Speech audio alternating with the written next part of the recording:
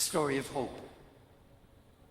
Perhaps you've heard on the radio airwaves, or you read in the Tribune just the other day of a former white supremacist, former American Nazi by the name of Christian Picciolini. He's a native Chicagoan. He's now in his 30s. He's a former skinhead who experienced a profound conversion. He documents his story in the book Romantic Violence, Memoir of a Former Skinhead. And he's now become a co-founder of a peace advocacy group called Life After Hate. Reflecting on his own journey toward violence and then out of violence, he described himself being lured into the movement as a lonely, lost, angry teen. That's where his hatred began as a teenager. And he was lured in through the internet and through one-on-one contact, and seeing all of the problems of his life as being projected onto others, especially Jews, blacks, people of color. He learned to hate, and he became violent, and he recruited others. He became a leader in this movement in America. What turned him around? He said there were 3 incidents.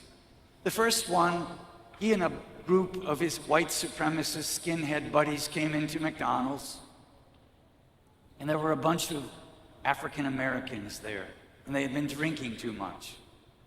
And their anger flared up. They taunted them. They drove them outside the McDonald's. They said, "This is our McDonald's. The likes of you have nothing to do here." They drove them outside, and then when they were outside, they proceeded to beat them to a pulp. As he smashed the head of this one young African American whose face became bloated and bloodied beyond human recognition, as he stood there kicking his face repeatedly again and again and again, the black man looked up at him and they made eye contact for just a moment. He said when he looked into his eyes, he saw that man that he hated violently as a human being, and it touched him to the core. He ignored that. It didn't change his life instantaneously, but he couldn't shake that memory of seeing that man's eyes like slits from the bloodied mass that he had been kicking. The second event that shook him to the core was the birth of his own child. As he held that little baby in his arms and he reflected on what he wanted for this child, the kind of country he wanted for this child, he felt his own heart swelling with love. And there was something more powerful than hate. Prior to that point, his life had been defined by hate. At this moment, he felt his heart opening up and an invitation to define his life by love, not by hate.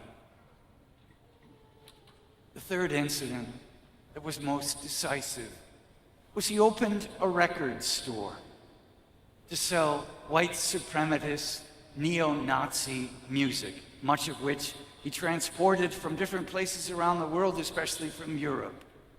And he sold it to his fellow skinheads. But it wasn't enough to be able to support himself. So he came up with a clever plan. He said, I'm going to sell R&B hip-hop music to the people I hate. And they won't know that when I'm taking their cash, I'm looking at them and I'm filling my heart with hate. But as the African Americans came in to buy music that they loved, something happened that shocked him. They treated him with dignity. They treated him with respect. They didn't look on him as the enemy. They looked on him as a friend. Music was bringing them together. That shattered his life experience. Because the people that he had hated, he had never had meaningful encounters with. And here he was engaging in dialogue back and forth with these people who showed nothing but love and respect to him. He had enough integrity to say, I have to let go of the rhetoric. I got to change my life.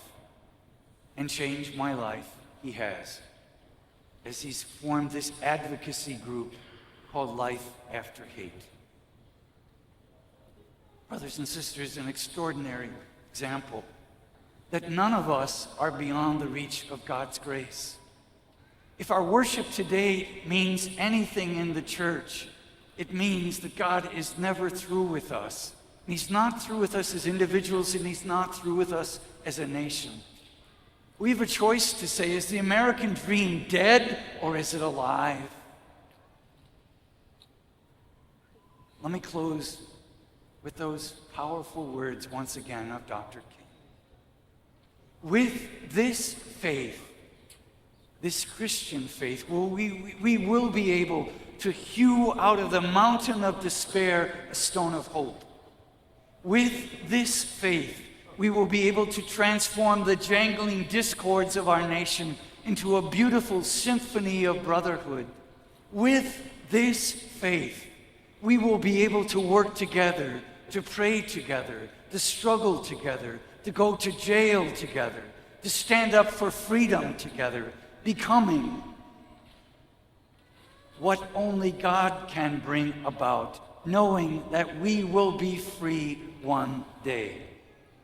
And this will be the day when all God's children will be able to sing with new meaning, my country, 'tis of thee, sweet land of liberty, of thee I sing. Land where my fathers died, land of the pilgrim's pride, from every mountainside, let freedom ring. Amen. Heart to heart, hand in hand, praying for grace to understand. Spirit